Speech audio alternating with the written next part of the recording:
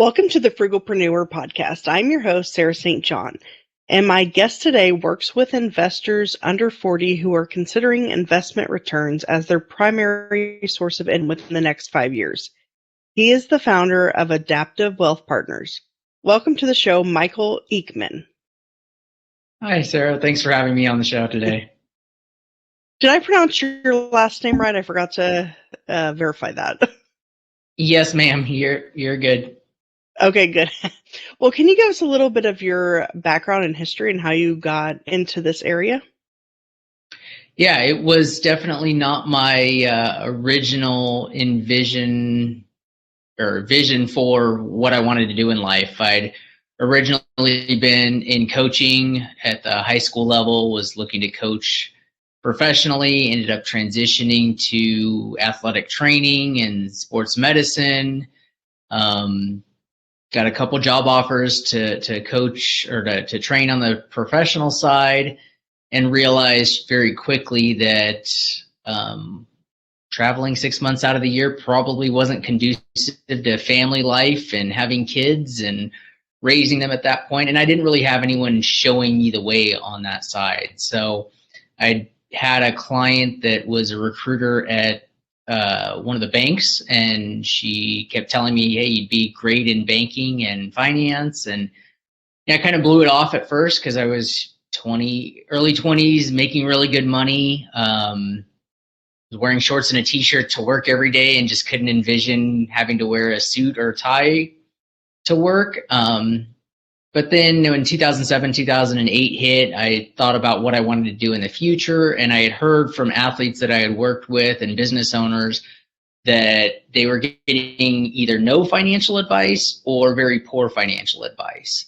And so I set out to make a difference. And I went and got my investment licensing done and worked with a couple large firms here in the US.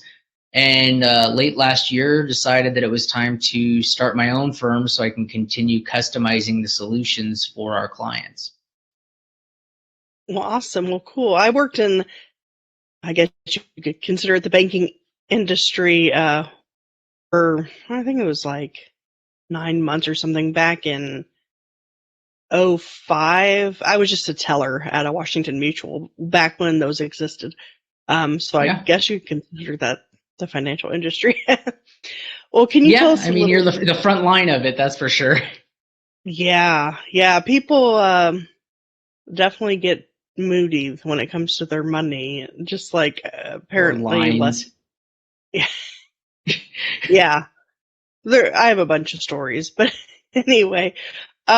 So can you tell us a little bit about Adaptive Wealth Partners and how you help people with wealth building? And I know one thing I was seeing on your website is trading versus investing, which I'm curious to hear more about that. Yeah, absolutely. I have this belief that we owe it to our clients to give them empirical evidence of the advice that we're giving. And I've heard and been coached in the financial industry that, oh, you should just call and check in on your clients. Well, I think you need to take it a step further than that. It's always nice to be able to check in on someone, make sure that they're doing okay. But at the same time, if I'm just giving clients advice based on feelings that I have, there's a good proprietary need for that to be accurate. And we don't always see that in the financial industry. When the market's down, I get a lot of clients that'll come to us and have multiple accounts at different firms, and they say, it's nice that you tell us what we need to be doing each time we have a conversation, and you keep it simple. Instead of giving them a 300 or 400 page plan, like that's my plan. That's the way I'm going to get them from where they are today to where they want to be in the future and achieve their goals.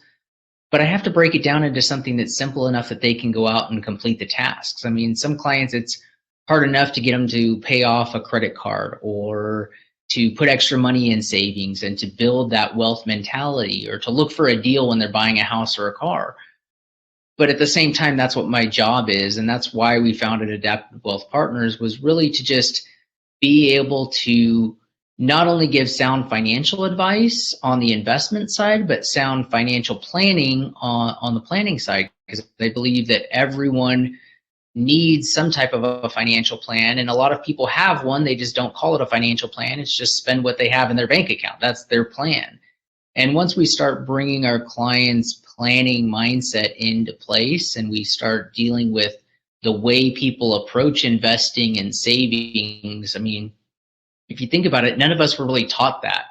I mean, I go back to when I was younger, and I would, be interested in how bills are paid and how money is made and what do we save. And my parents would really just tell me, hey, don't worry about it. We have the money to do what we need to do, or we don't have the money to do this, but it's really none of your business. And for me, it was, I'm an experienced learner where I want to see what's going on and understand the why behind things. And I think if we can bring money skills to people that are in their 20s and 30s, they're going to have a much more successful life than if I try to change someone that's doing the same thing that they've been doing for the last 60 years when they're at that older age. So we want to lay the foundation for building wealth. I mean, wealth is achievable, but it's also not just the dollar amount that's in your bank account. A lot of times it's just being able to buy the things that you want to buy when you want to buy them, or being able to take the time off from your activities at work and the grind, and being able to go out and do the things that you want to do. So part of that, like you mentioned, was that trading versus investing. And when you look at it, we always want to invest for the long term at this firm. I do have some clients that have accounts that they manage that we sub-advise on, and we work through some different scenarios. But if you're day trading, that's really not what we do. We want to work with the long-term investor, and we want to make sure that they're not taking too much risk in order to get to their goal, because the downside's always there. When we look back, and there's been trade wars here in the US, I mean, if you go back to the founding of our country, the first trade war that we really had as a country was about tea. Most people think of it as the Boston Tea Party. We had a trade war about the taxes that were going to be paid on that. And we, have had trade wars on things like chickens, bananas, cars, steel, all those types of things over the last, 200-300 years. And we want to make sure that when you pick a side as a trader, one side's always going to get hurt. And depending on when you're buying and when you're selling, both sides could get hurt.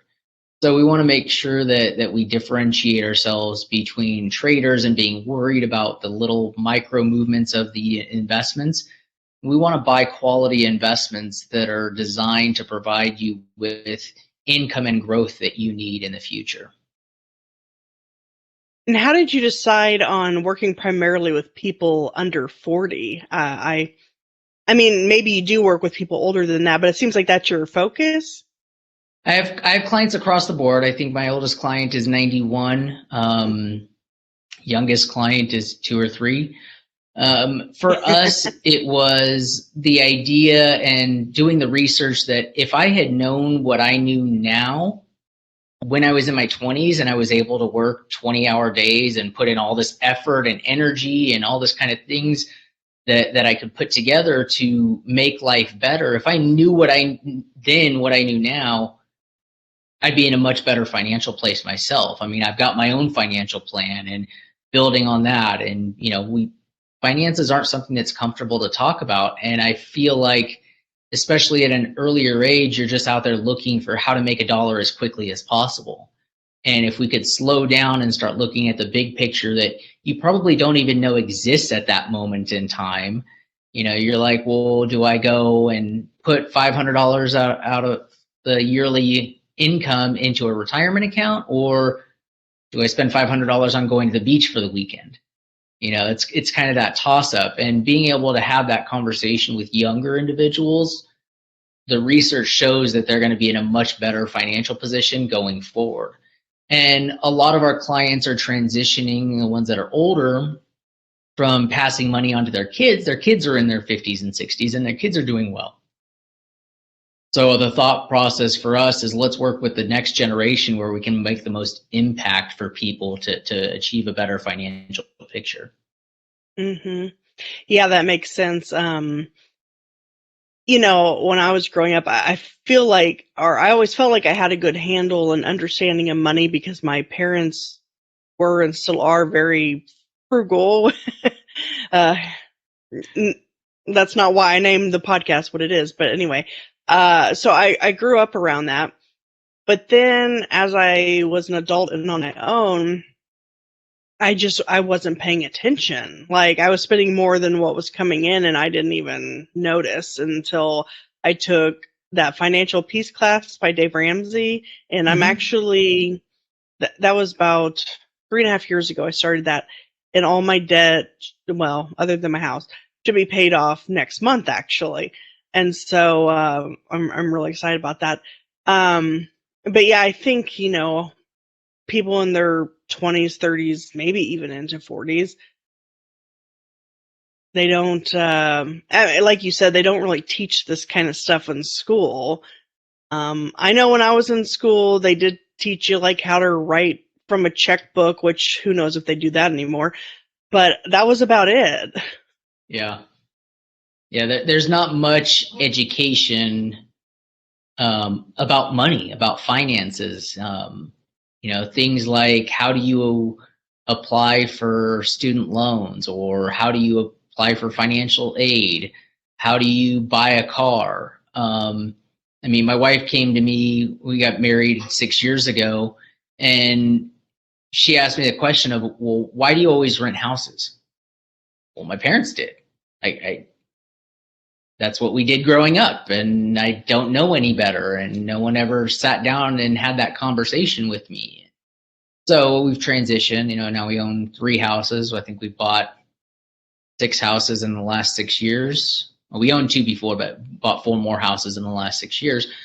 So we're in a position to where you can do really good things no matter what life stage you're at. It's never, the good thing about finances is it's never too late to start learning, and laws and rules change and investments change, and the world is changing around us, and you've got to be up on the quality of the advice that you're giving and receiving from people. There's all kinds of YouTube videos about how to invest, and you can live stream investment and TikTok advice, and some of it's good and some of it's not so good. So you really want to be cognizant and aware of what's going on out there and what you're listening to, so that you do get the good advice. I wish they'd have taught all this stuff. I call it common sense financial advising, because a lot of it is, when we start talking to people, they're like, yeah, that makes sense. It's not even a question. Yeah, I want to pay off some of my bills. Yes, having a mortgage is okay. Do you want to pay off debt? Do you want to use debt?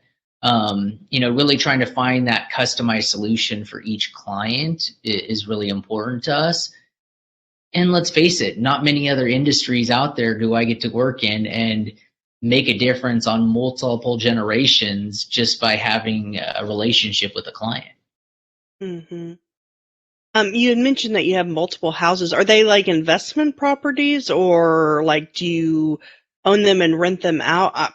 I don't know. Maybe that's too personal of a question, but I'm just curious. I'm pretty much an open book. You can ask me anything out there. I'll tell you the good, bad, and the ugly of what I've done and the mistakes that I've made. And we have 2 rental properties.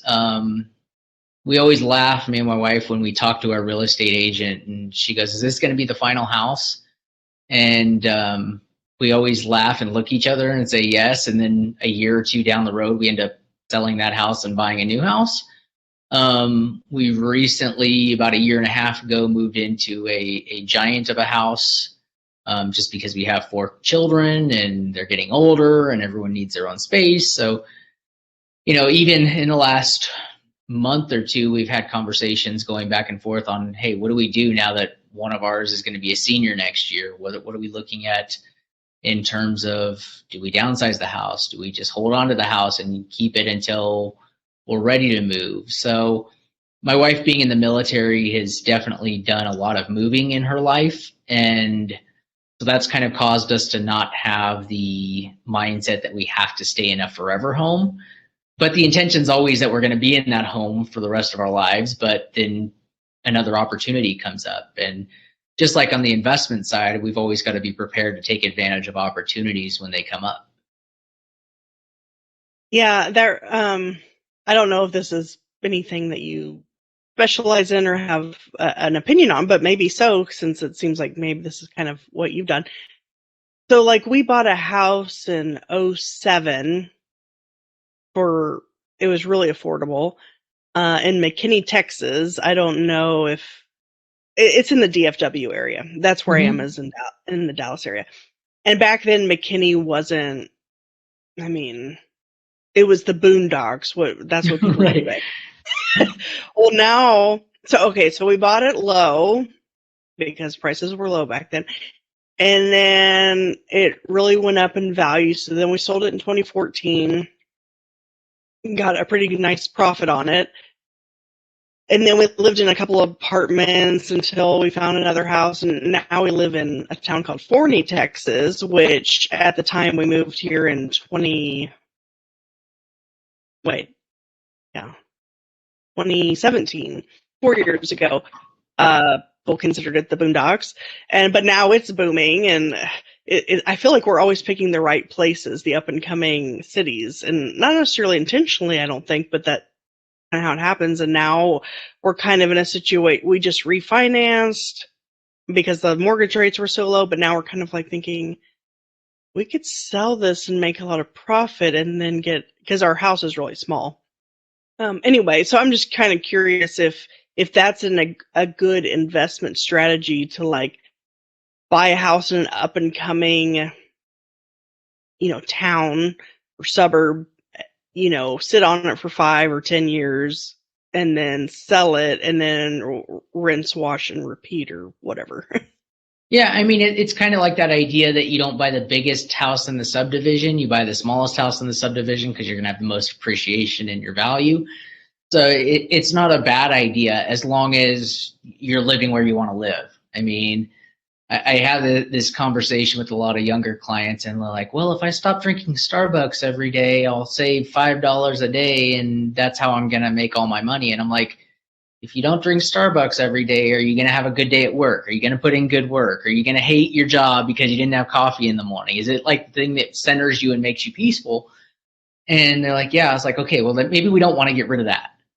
Right. So I think part of what you've done is probably it's where you guys want to live.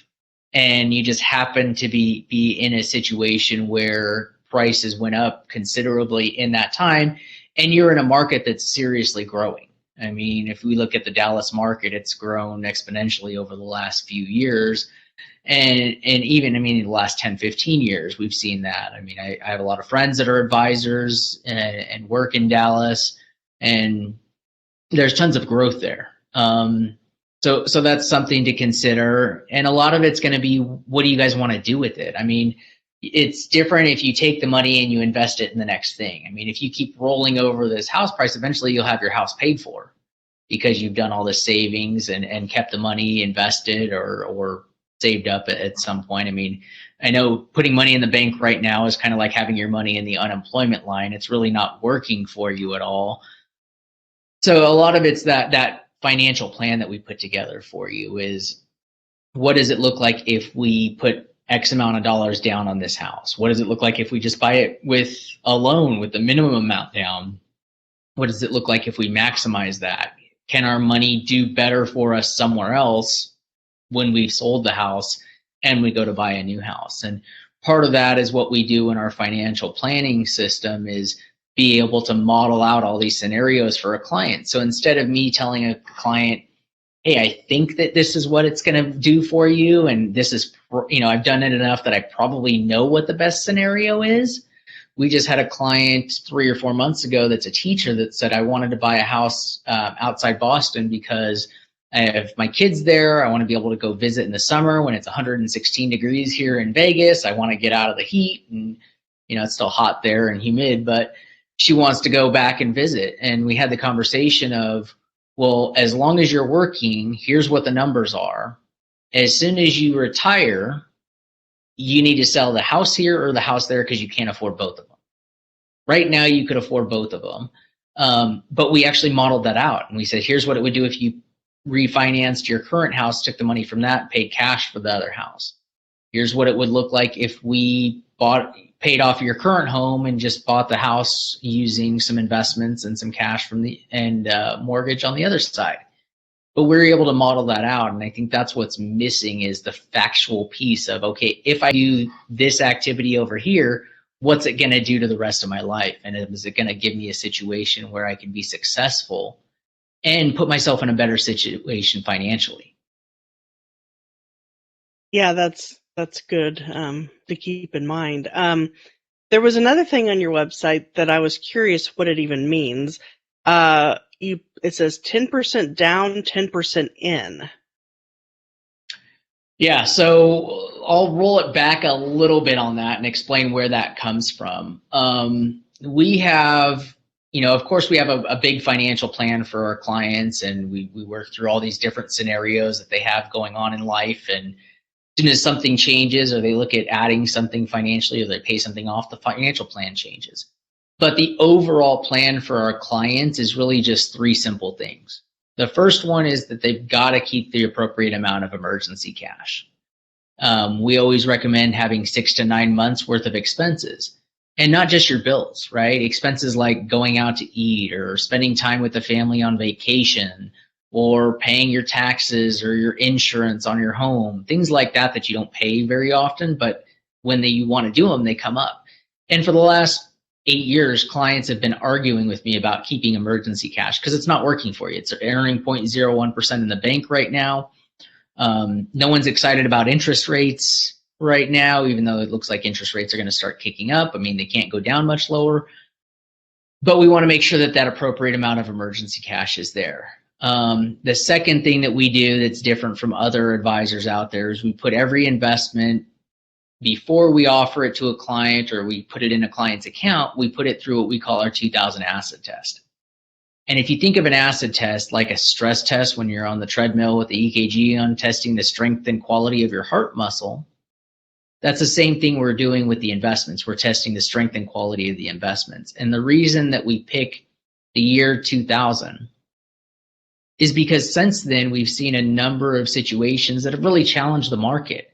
I mean, you had 9/11, you had the tech bubble burst, you had the real estate bubble burst. I mean, you've had a pandemic since then.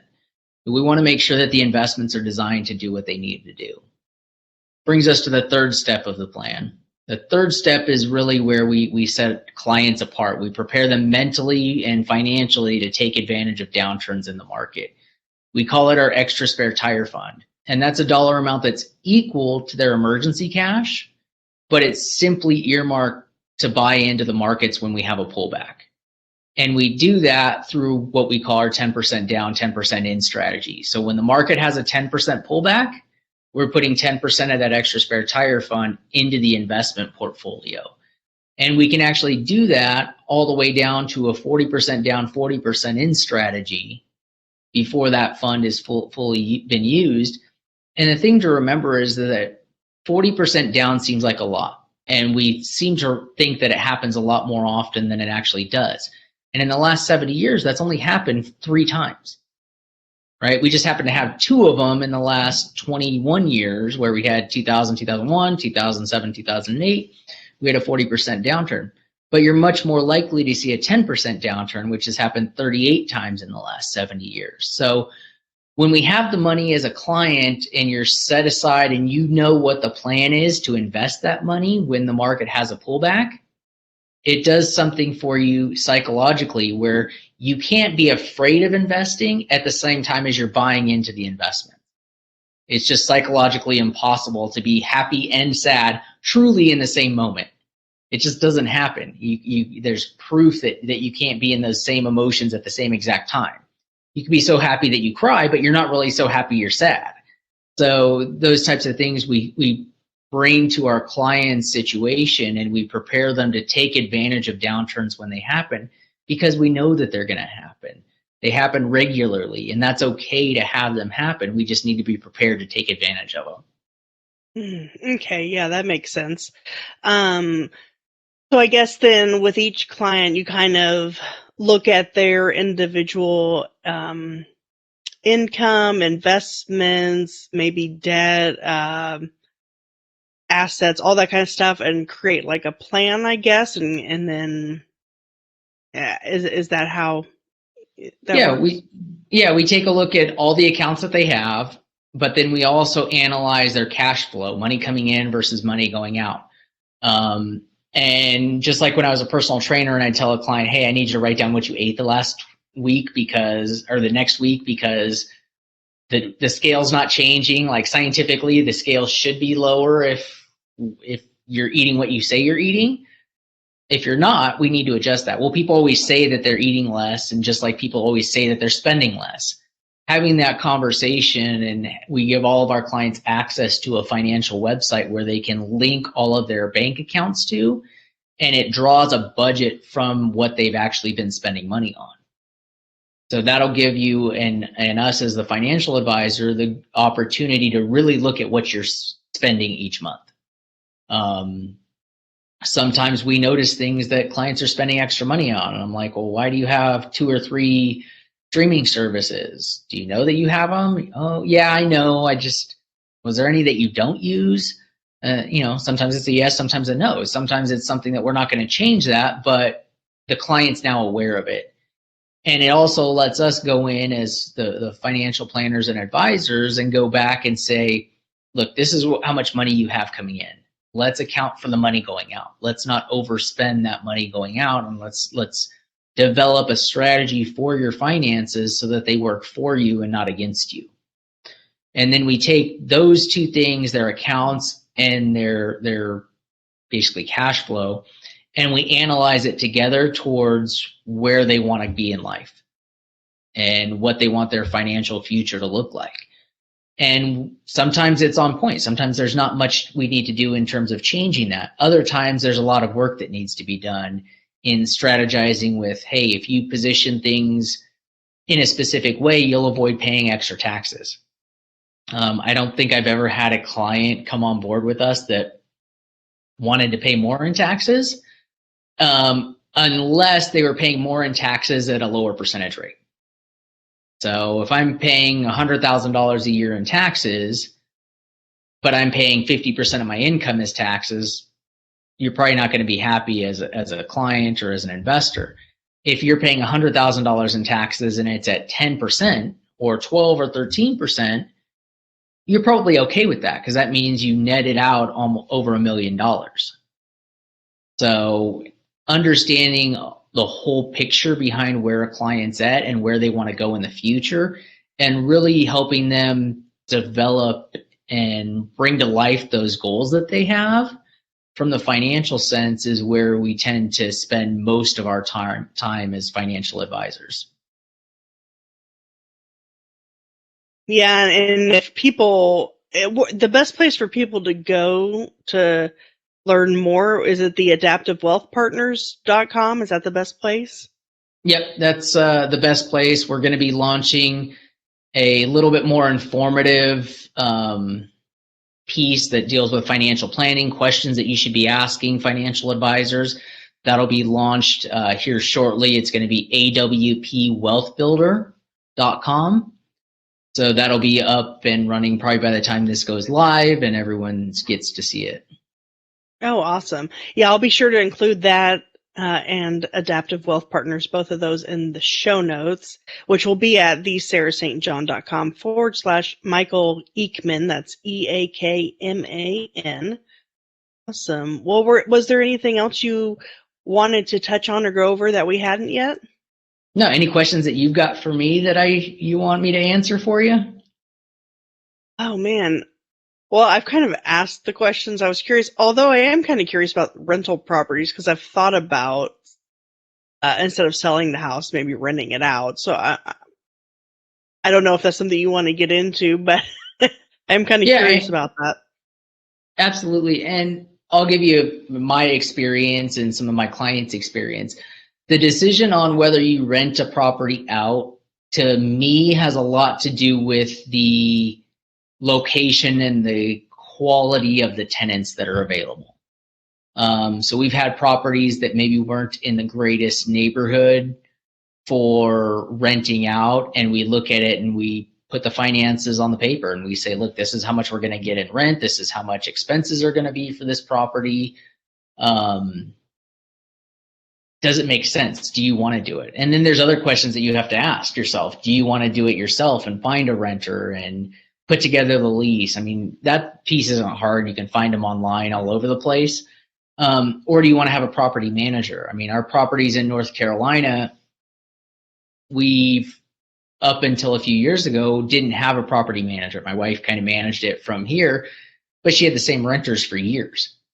I mean, it was the same 2 renters in 2 different properties, and they never moved out. So it was great. And it wasn't until we started seeing they were moving out, and we just decided that at that point we didn't have any friends there to check on the properties. So we wanted to make sure that it was taken care of. So we got a property manager.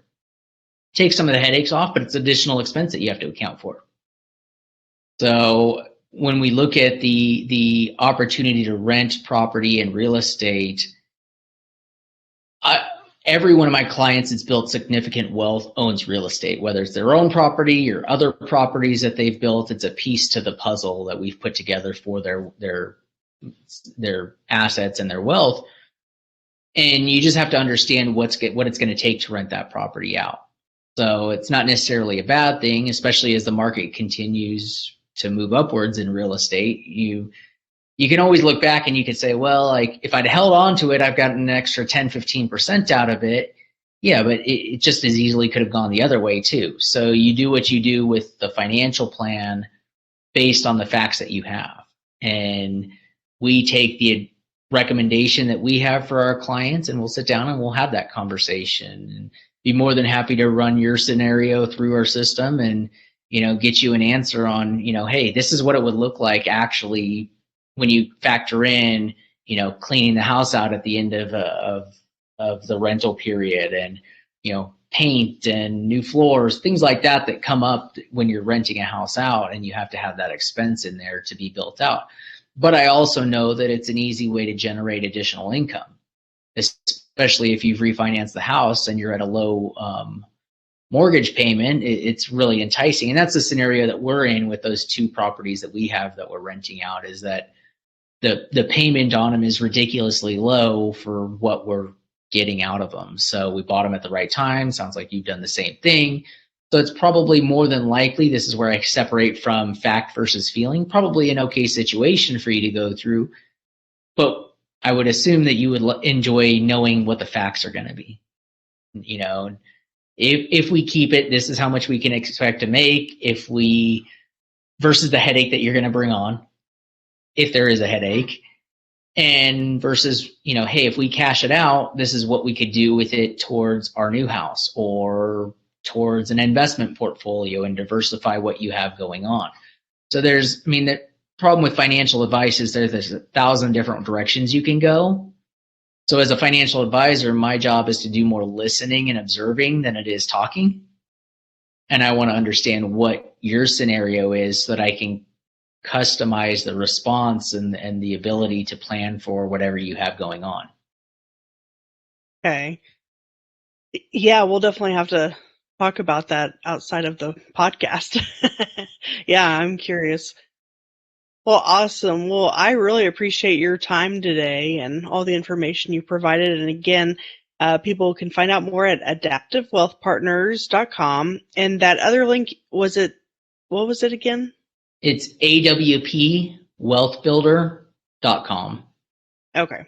And then I'll have those both in the show notes. Well, thank you so much for your time today. You're very welcome.